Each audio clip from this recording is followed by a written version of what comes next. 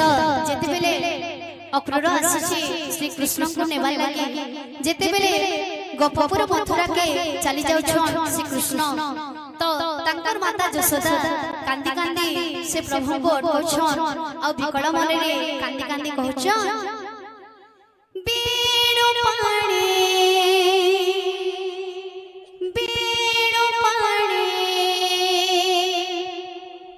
न जा तू ही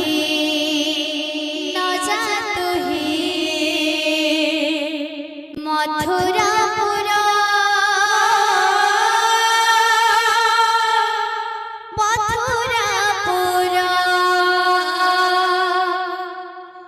मथुरा